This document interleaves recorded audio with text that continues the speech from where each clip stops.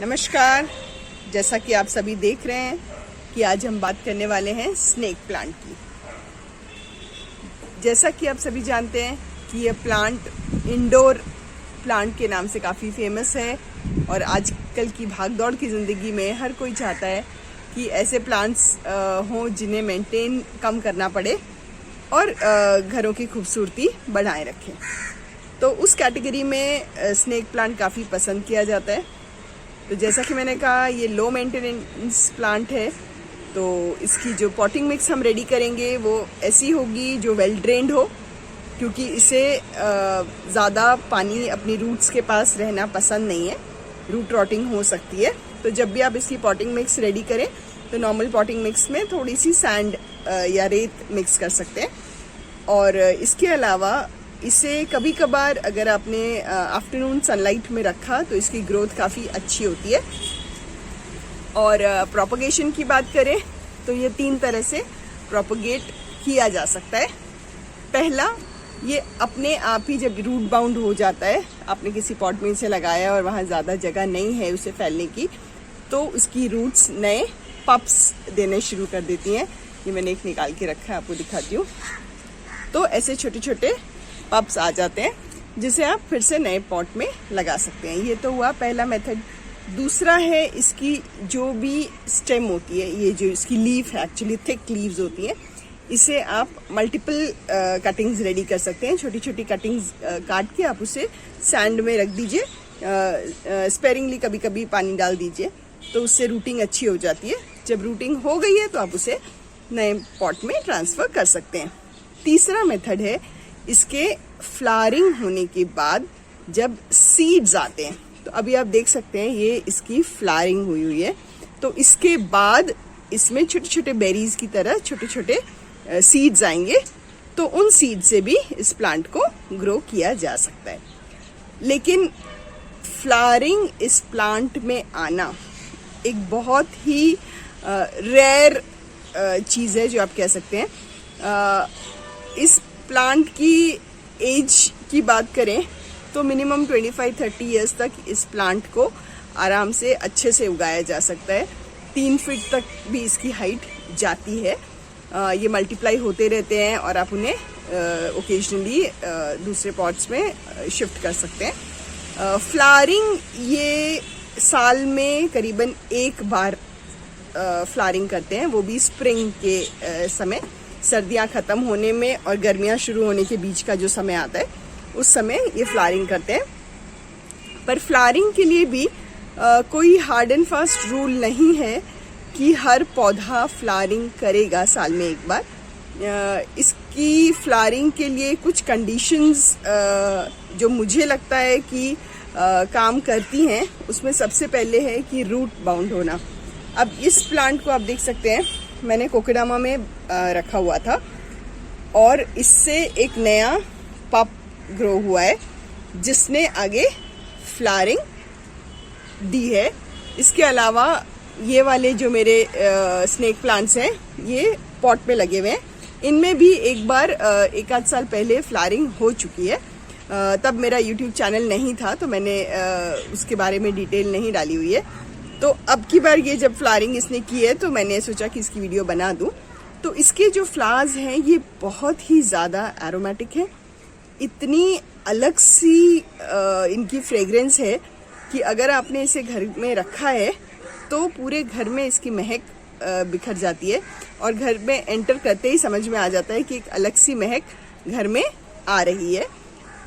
इसे अगर आप बाहर रखते हैं, घर के बाहर रखते हैं, तो कोशिश करें कि जब भी फ्लावरिंग हो रही है तो उस समय इसे एक तो अपने घर के अंदर ले आएं, जिससे आपके घर का माहौल भी अच्छा रहेगा, फ्रेग्रेंस रहेगी अच्छी। और दूसरा, इसकी फ्रेग्रेंस की वजह से काफ़ी पेस्ट जो हैं वो इसकी तरफ अट्रैक्ट होते हैं।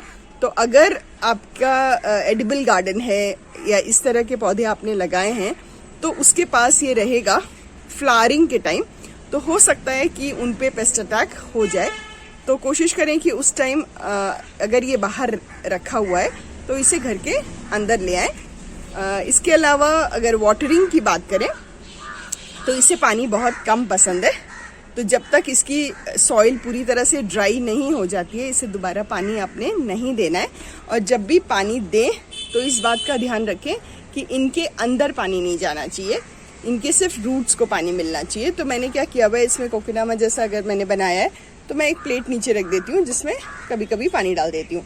तो जब वो पानी पूरी तरह से सूख जाता है उसके बाद थोड़ा सा पानी इसमें और डाल देती हूँ। ऐसे भी आप कर सकते हैं, या अगर आपने पॉट में लगाया है तो पॉट का आप सॉइल चेक करते रहें कि वो अच्छी तरह से ड्राई हो जानी चाहिए। जैसा कि मैंने इसकी फ्लावरिंग की बात की, तो इसके अगर आप पोलेंस देखेंगे तो ये बहुत जल्दी झड़ने लग जाते हैं। तो अगर आपने इसे घर के अंदर रखा है तो थोड़ा नीटनेस का ध्यान रखना पड़ेगा, क्योंकि ये थोड़ी थोड़ी देर में ये नीचे की तरफ गिरते रहते हैं। अदरवाइज बहुत ही प्यारा प्लांट है और काफ़ी लंबी एज तक हेल्दी बना रहता है।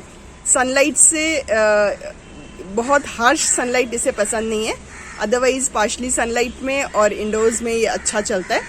तो कोशिश करूँगी कि आपके सारे इसमें से डाउट्स क्लियर हो गए होंगे। और अगर आप चाहते हैं कि इसमें फ्लावरिंग हो तो कोशिश करें कि इसे रूट बाउंड होने दें। तो जैसा कि एक आम पौधे की मेंटालिटी की बात करें या उनके नेचर की बात करें, तो हर पौधा चाहता है कि उसके बाद उसकी नई जनरेशन आए।